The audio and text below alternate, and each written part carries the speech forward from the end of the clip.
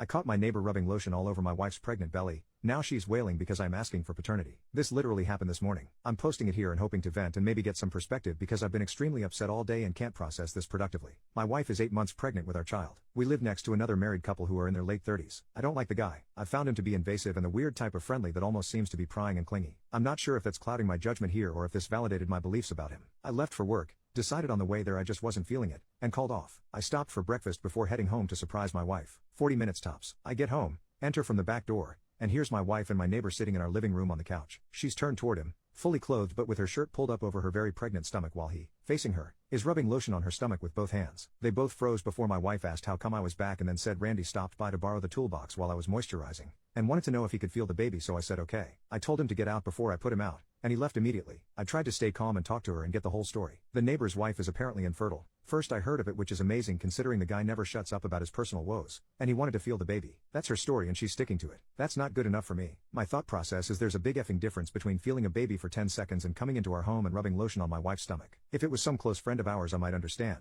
but I dislike the guy and my wife has never expressed any sort of closeness to him aside from passing pleasantries, and she's not the type to let anyone she isn't close to put their hands on her. So in the span on a day the guy goes from being a distant acquaintance of hers at best to her deciding to invite him in and let him rub her. I also find it convenient that he showed up that early, right after I went to work, very shortly after his own wife also left for work, and he's never coming over asking to borrow anything of mine before, yet 9:30ish in the morning and he urgently needs a toolbox? I don't believe my wife. This is the first time my trust in her hasn't been strong enough. I don't believe her story because it makes no sense. When I told her I'd be mentioning this to his wife, she was adamant I don't, as not to make more of it than it is. If it was innocent, what more is there to make? And even if nothing more is going on, I'm not okay with what I've seen. I'm not okay with him rubbing my unborn child in my home without me there. I know it's her body and her choice, but I'm not okay with this. It'd be one thing to feel the baby kick, but he was sitting reclined, comfortably on our sofa, rubbing lotion on her with both leaning into their private conversation. I'm trying really hard to figure out how to express the fact I don't believe her story without causing stress that it'd be dangerous for her or our baby. I don't want to pick a fight with her at this stage of her pregnancy, but at the same time my mind is spinning and I'm not cool with what happened. First update,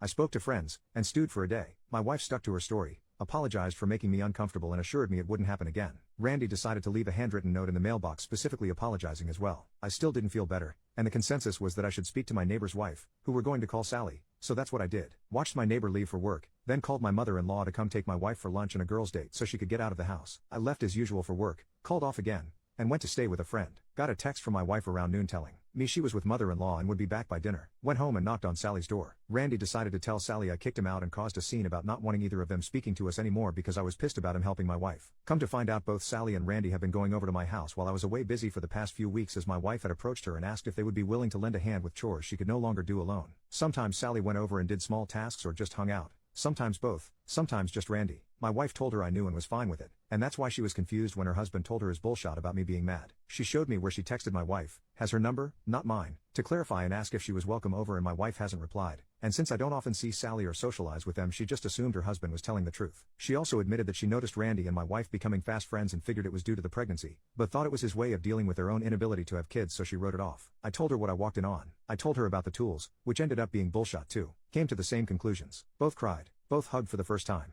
Both took turns denying and accepting and talking each other down. Took a walk around the block together and conspired. She planned to call Randy at work and say that my wife messaged her confessing to the two of them having an affair, and seeing what happened. Went back to my friends. Started having major panic attacks thinking I effed up. I was about to ruin my marriage, worrying I might be wrong. Bit later and I get a call from my wife screaming at me to find a way to leave work and come home. So I go home. Randy called her telling her what Sally told him. She told me I was crazy, I was a piece of poop, that she was considering leaving me, everything. Having a panic attack thinking I just ruined my entire life over nothing while also trying to calm her down for the baby's sake. Impulsively told her that if she was leaving, I'd still be requesting a DNA test. And that's when it all came down. Entire tone changed. Pleading, begging, apologizing, hyperventilating, holding me, asking me how I found out while denying anything happened. I told her it'd be okay and asked if she'd talk to me if we went for a drive. She agreed. Took us to a parking lot and we talked. Told her if there was any chance of anything happening she needed to tell me what was happening because I already knew a lot. She'd effed Randy a handful of times before she was pregnant. Our baby might not be ours. Randy had been coming by and doing daddy duties once in a blue moon in case it's his. They haven't slept together in months. She said we could move away, that it's ours no matter what,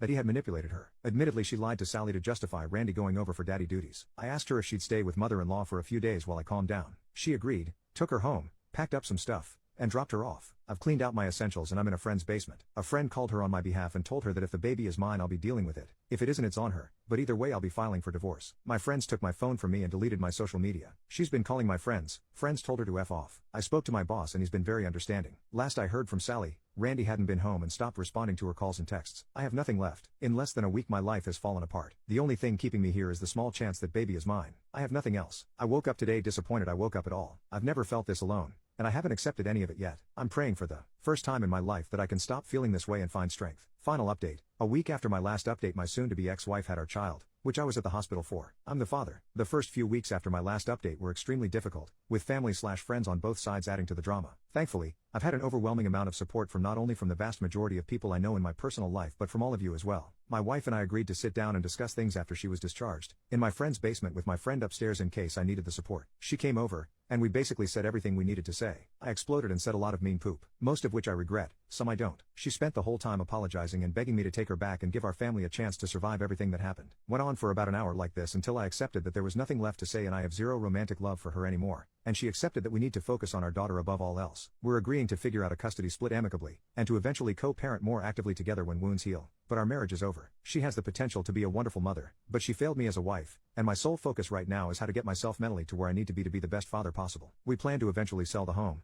but right now I'm staying in an apartment. Sally is leaving Randy. He's apparently staying with his mother, and still refused to speak to Sally directly. According to her, the last thing that was passed along to her is that he understands what he did. He's sorry he hurt her, he loves her and won't contest a divorce. She's struggling to handle everything and lacks a support system, so we're developing a friendship, mostly two wounded people leaning on each other, and I'm doing my best. She plans to start therapy too. And no, I don't plan to be anything more than platonic friends with Sally. Lovely woman, but no, I still haven't fully processed my new role as a parent. I think mentally I already convinced myself my child wouldn't be mine in case it ended up that way. I plan to take classes and spend more time with my daughter doing early bonding. I'm terrified but very happy. I know there's a lot left to do, and a lot of hurting left to go through, but I'm stable, and a dad. That's what matters most.